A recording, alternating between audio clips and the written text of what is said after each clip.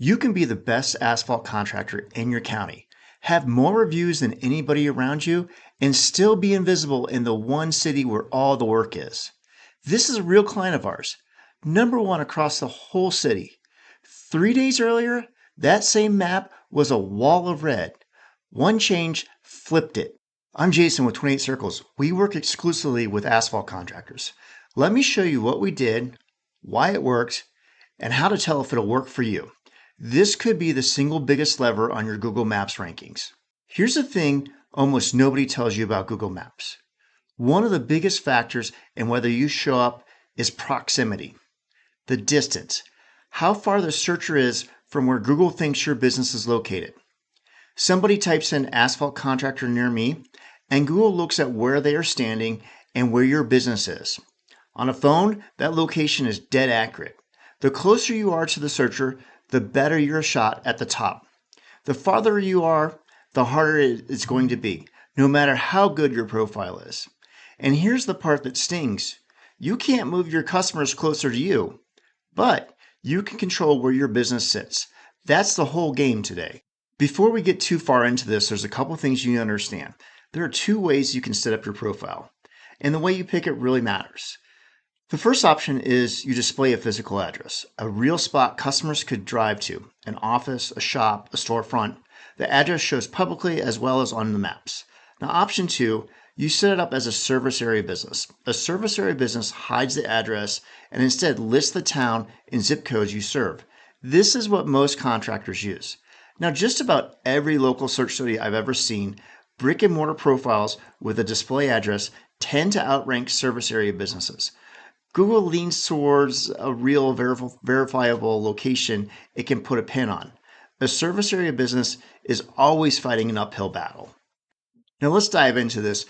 My client started about 5 years ago. He does really good work, and he did the one thing I tell everybody to do, whether you're new business or established, is he went and got reviews. Tons of them. He probably has the most reviews in this entire market. Now when he started, he did what almost everyone else does. Use his home address and set it up as a service area business. The right thing to do. The problem is he lives about 22 miles outside the city of where he actually wants to work. There are just about 200,000 people in this metro. Not a huge metro, but that's where the jobs are. So his pen is sitting 22 miles outside, hidden. Proximity was working against him every single day. Now we optimized his profile hard, and it helped. But there's only so far you can push it when the pin's in the wrong place and the address is hidden. At some point, you hit a wall, and the wall is geography. Here's what happened. Within 3 days, he went from being not found in the city to dominating the entire area.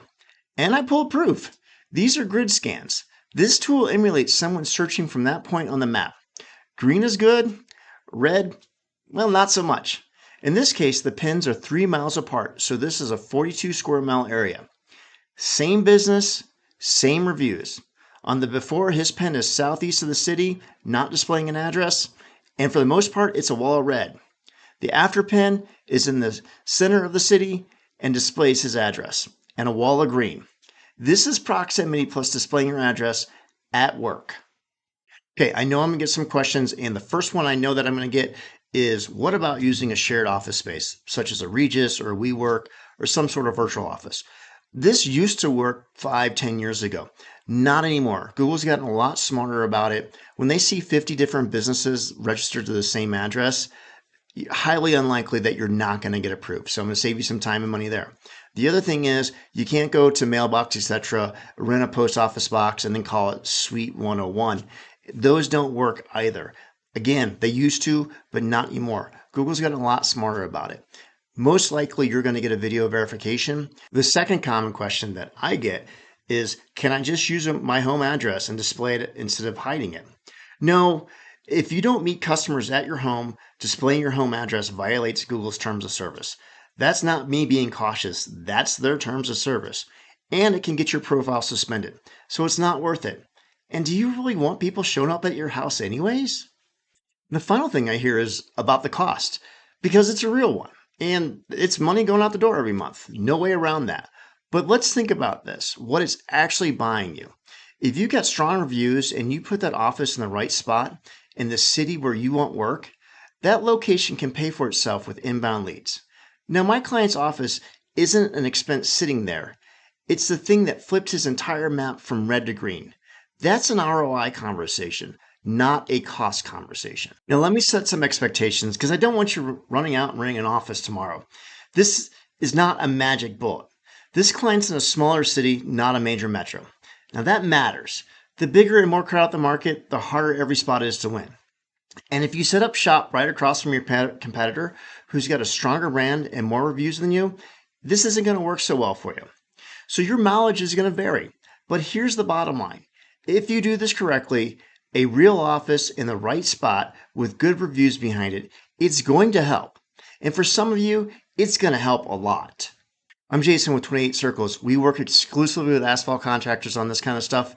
If you want a set of eyes on your profile or you're wondering whether an office move would actually pay off for your market, give me a call. I'm more than happy to help.